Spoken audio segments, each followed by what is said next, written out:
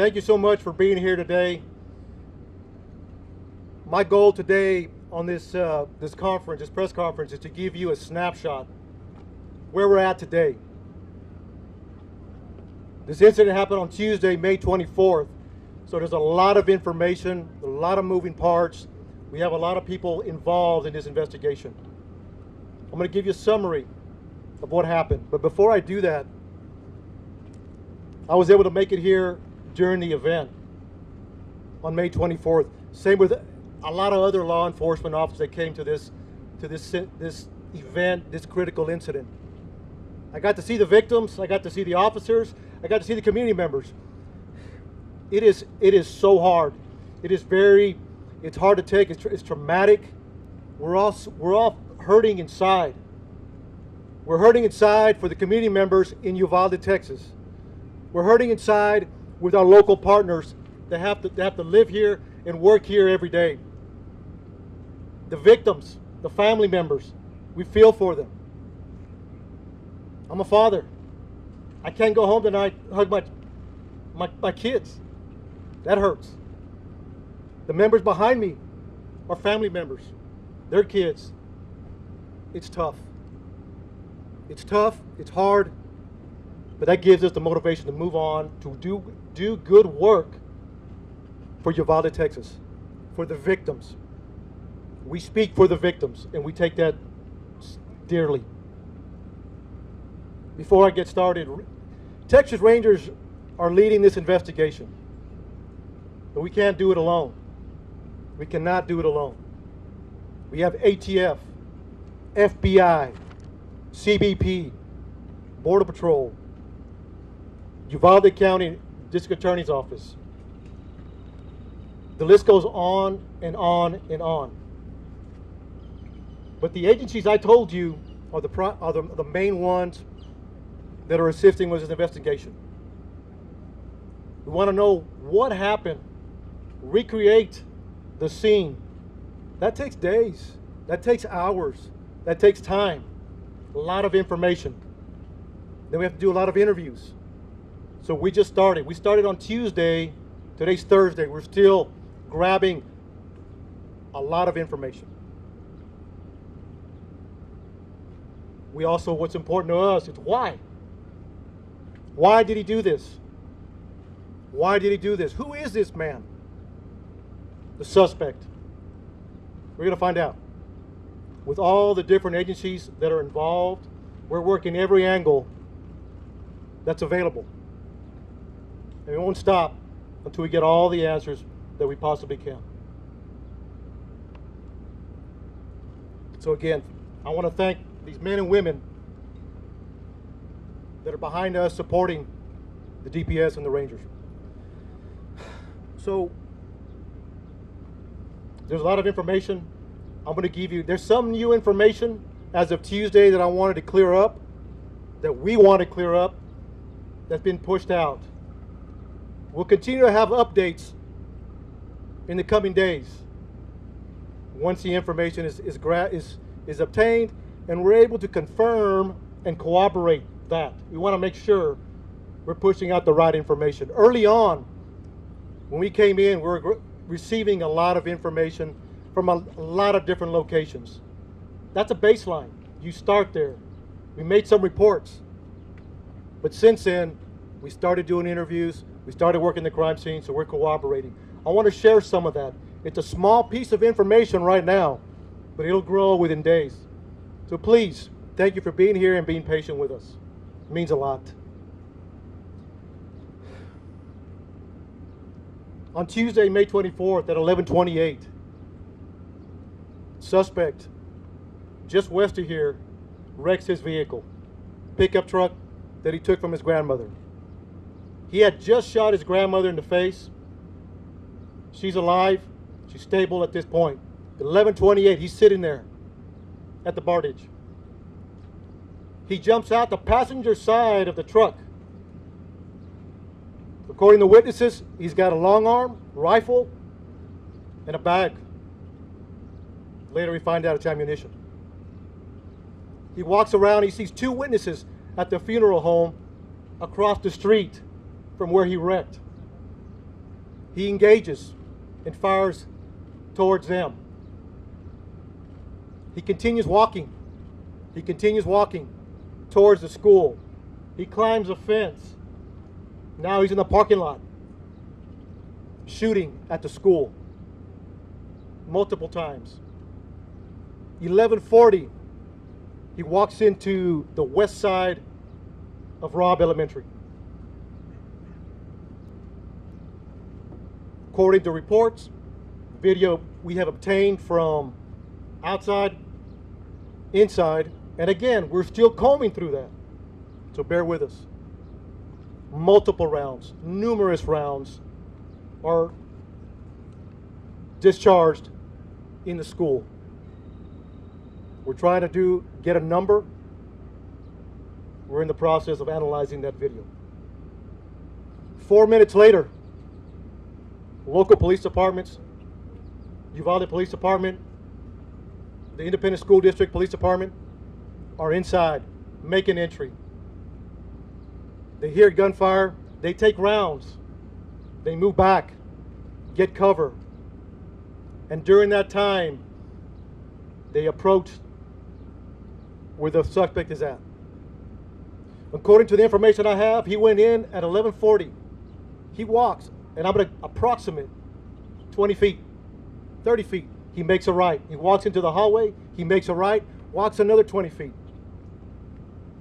Turns left into a schoolroom, into a classroom that has doors open in the middle. Officers are there, the initial officers, they receive gunfire.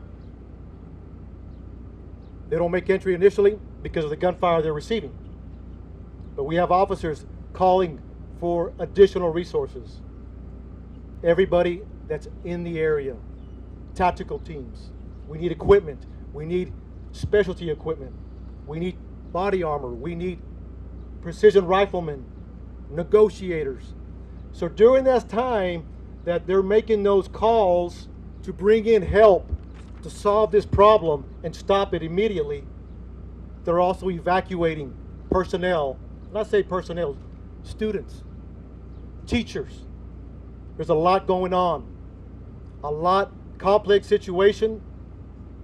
They're measuring. Approximately an hour later, U.S. Border Patrol tactical teams arrive. They make entry, shoot and kill the suspect. But you also had a Uvalde County deputy and Uvalde Police Department that made entry and killed the suspect. Immediately, numerous officers. Now it turns into a rescue operation. How do we save these children? How do we save these children? Some made it out. We don't have a hard number yet, but that was a goal. And then continuing, making the area safe, continue. It's a lot of moving parts afterwards. But during, they were taking gunfire, negotiations, and developing a team to make entry to stop them.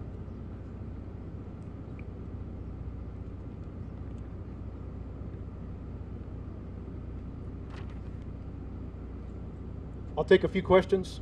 And again, look, a summary.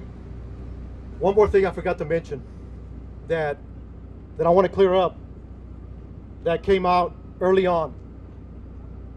It was reported that a school district police officer confronted the suspect that was making entry. Not accurate. He walked in unobstructed initially.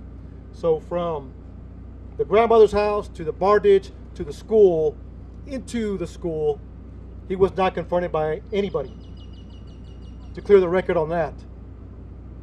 4 minutes later, law enforcement are coming in to solve this problem. So, Director, how is he able Step to by. take action? So, just want to clear that up. That's very important. And again, this will happen as we move forward. So, thank you. I'll take a few questions. Director, how is he able to get in if it was a school that's supposed to be locked during the school day? So right now, during the investigation, it appears it was unlocked. So we're going to look at that and try to corroborate that as best as we can. How many gunshots were If there? you know why it was unlocked? I do not. Hey, please, one at a time, and we'll address as many questions as we can. So let me finish this question. One at a time, announce your name and announce your network, okay? Let's be respectful, please. My name is Josh Margot, and how do you know why it was unlocked? So Josh, thank you for the question. So right now, it appears it was unlocked. Like I said, it goes back to the investigation. It takes time. We will find out as much as we can why it was unlocked, or maybe it was locked. But right now, it appears it was unlocked. So thank you. Tony Nicole. Yes, sir. Tony Nicole. You say at one point when he was inside there, among the things you were attempting negotiation, was he responding to negotiation? And in that period of time, was there continued gunfire? So during that time, right now, according to the information we have, the majority of the gunfire was in the beginning. In the beginning. I say numerous, more than 25. I mean, it was a lot of gunfire in the beginning. During the negotiations, there wasn't much gunfire other than trying to keep the officers at bay. But that could change depending as once we analyze the video. But right now, according to the information, he did not respond. I'm Yamas with NBC News. My question is this: was there a school officer on campus, and was that school officer armed? Because that's what we've been told. So at this time, no. No, there was not an officer readily available, armed. No. Was there an officer? No, nothing. I can't answer that yet. I'll circle back with you again. As we do that investigation, we have all these questions we want to answer. So, but I'll get back with you, sir. There was a 12-minute gap. There's a 12-minute gap from when he crashes his truck to when he enters the school. 12 minutes. What happened in that 12 minutes? So you got to understand, 11:30 is the information we have at this point that we can confirm. 11:30 a.m. the PD gets we got a crash and a man with a gun. And then you have responding officers.